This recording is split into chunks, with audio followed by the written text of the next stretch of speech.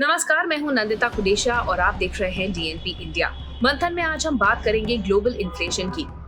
दुनिया भर में कोरोना के बाद से जिस तरह का हाहाकार मचा है और आर्थिक स्तर पर जो नुकसान हुआ है, उसकी भरपाई अब तक नहीं हो पाई है। वहीं दूसरी तरफ लोगों में अब कोरोना के नए नए रूप को लेकर भी खौफ पैदा हो रहा है। ओमिक्रॉन वेरिएंट के बढ़ते प्रकोप की वजह से लोगों को डर सता रहा है कि कहीं फिर से उन्हें प्रतिबंधों का सामना ना करना पड़े।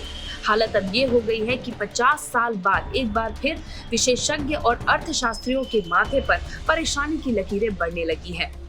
बड़े बड़े देशों में लगातार बढ़ती महंगाई की वजह से अब विशेषज्ञ मान रहे हैं कि आने वाले नए साल में यानी साल 2022 में भी लोगों को महंगाई से राहत मिलने की उम्मीद नहीं है। दुनिया में हर तरफ लोग इस वक्त बढ़ती महंगाई से परेशान हैं। दुनिया के लगभग हर बड़े देश में महंगाई तमाम पुराने रिकॉर्ड तोड़ रही है और नए कीर्तिमान स्थापित कर रही है।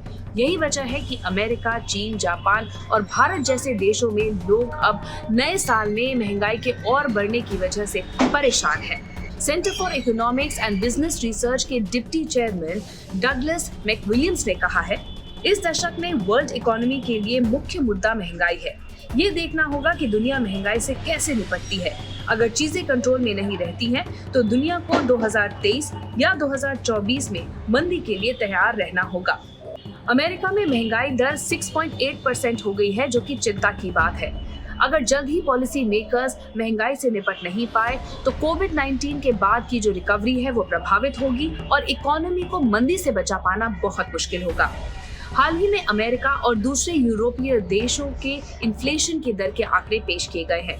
अमेरिका में नवंबर 2021 में कंज्यूमर प्राइस इंडेक्स पर आधारित इन्फ्लेशन की दर 6.8% हो गई है, जो कि जून 1982 के बाद से अब तक की सबसे ज्यादा है।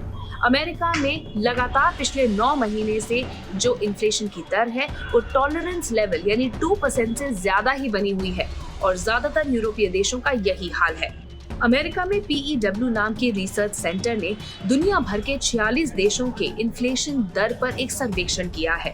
इस सर्वेक्षण में पाया गया है कि 39 देशों में 2021 की तीसरी तिमाही के जो इन्फ्लेशन के आंकड़े हैं वो कोरोना से पहले 2019 की तीसरी तिमाही के आंकड़ों के मुकाबले बढ़े हुए हैं।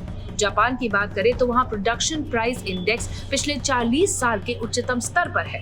ब्रिटेन के राष्ट्रीय सांख्यिकी कार्यालय ने बताया कि कंज्यूमर प्राइस पर आधारित इन्फ्लेशन अक्टूबर 2021 में 4.2% पहुंच गया, जो कि एक महीने पहले यानी सितंबर के महीने में 3.1% था। ये बढ़ोतरी अनुमान से बहुत ज्यादा है और यही वजह है कि अब ब्रिटेन में जो इन्फ्लेशन है वो नवंबर 2011 के बाद से अपने उच्चतम स्तर पर पहुंच गया है।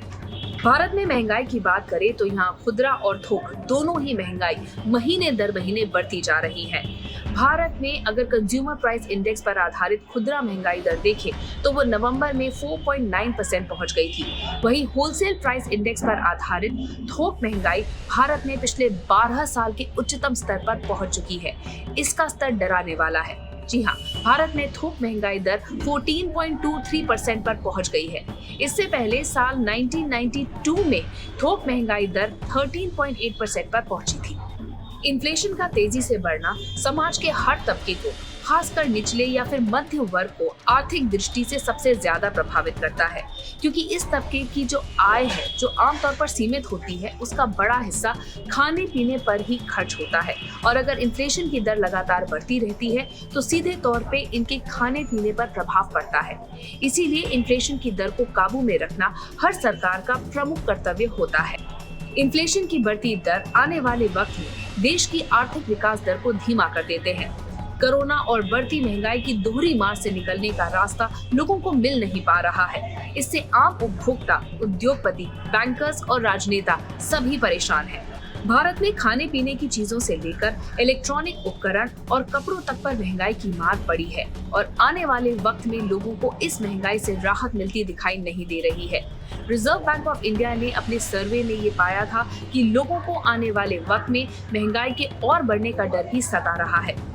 आने वाले साल की शुरुआत भी महंगाई से ही होने जा रही है। इलेक्ट्रॉनिक उपकरणों के साथ साथ ऑटो और स्टील के दाम भी बढ़ने वाले हैं। साथ ही आपको FMCG प्रोडक्ट्स और लॉजिस्टिक्स के लिए भी ज्यादा दाम चुकाने होंगे। पिछले 6 महीने में हिंदुस्तान यूनिलीवर, डाबर, ब्रिटानिया और मैरिको के साथ अन्य कंपनियों ने 5 से 12% की बढ़ोतरी की है कीमतों में। ऑटो सेक्टर तो 1 जनवरी से ही ज्यादातर प्रोडक्ट्स की कीमतें बढ़ा देगा। Maruti, Hyundai, Tata Motors, Mahindra and Mahindra, Skoda and Toyota के साथ ही हीरो मोटर्स ने पहले ही कीमतें बढ़ा दी हैं। इन्होंने पिछले 1 साल में कई बार दाम बढ़ाए हैं।